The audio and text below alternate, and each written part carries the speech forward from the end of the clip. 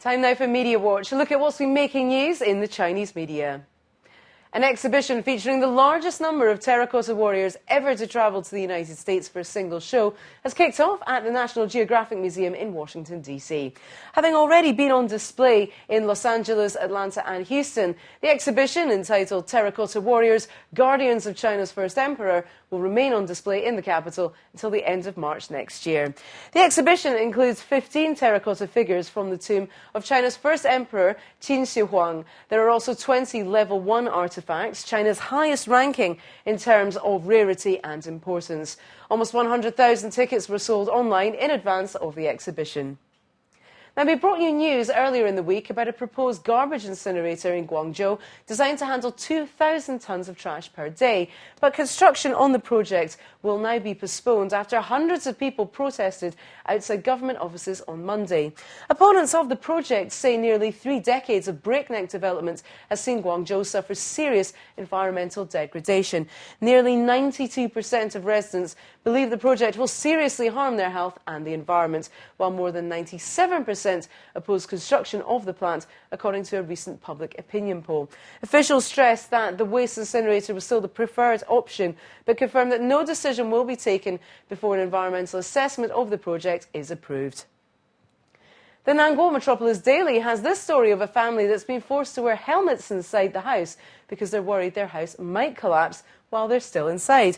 Members of the family in Haikou, the capital of Hainan province, have taken the drastic action to avoid chunks of their rather weak ceiling falling in on their heads. The owner of the apartment on Xiaoyinglu says his son's arm was injured when part of his bedroom ceiling fell in while he was sleeping last week. He's added that he complained to the property developer as well as the relevant departments, but has been told to be patient until maintenance staff are able to secure the ceiling. The top 10 designs for posters for the 16th Asian Games have been unveiled at a poster expo at the Lingnan Painting School at the Guangzhou Academy of Fine Arts. The expo has collected works from design colleges, advertising agencies and design institutes from the Chinese mainland, as well as from Hong Kong, Macau and Taiwan. The campaign has received over 1,000 entries in the space of a year, which highlight a variety of themes, such as the role of sports in enhancing Asian relations and the beauty of sports. The designers of the 10 selected posters were each awarded nearly $1,500. Neighbourhood officials in Sichuan province have been fired for forcing low-income residents to buy lottery tickets despite being on government welfare.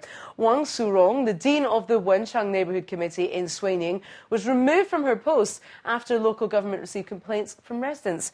80-year-old Wu Yuhua claimed she was forced to buy a $1.50 ticket while she was picking up her $27 monthly living allowance. She said that the committee had told her she'd not be able to claim her living allowance unless she bought a ticket, but it wasn't all bad. She won the equivalent of $3 or double her stake from the ticket.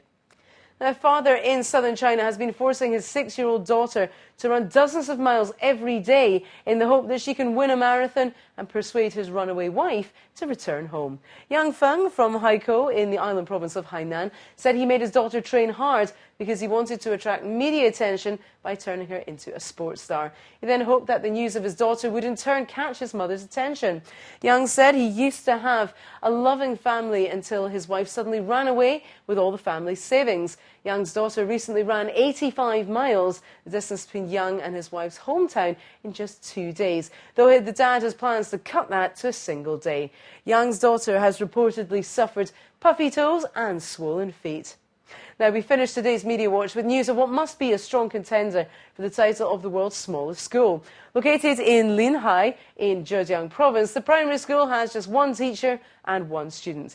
The Tianjin Evening News reports that the Lantian Central School once had 500 students, but over the years, increasing numbers of residents have left the region to find jobs elsewhere, taking their children with them. 56-year-old Zhang Wenjin is now the only teacher at the school, and the sole pupil is 12-year-old Zhang Hongyuan. Now, the teacher says he's taught in the school for 36 years and would never quit as long as there remains a student at the school. And that's today's Media Watch. Indeed, that's all for now from the team here at BON News. Thanks for watching and see you next.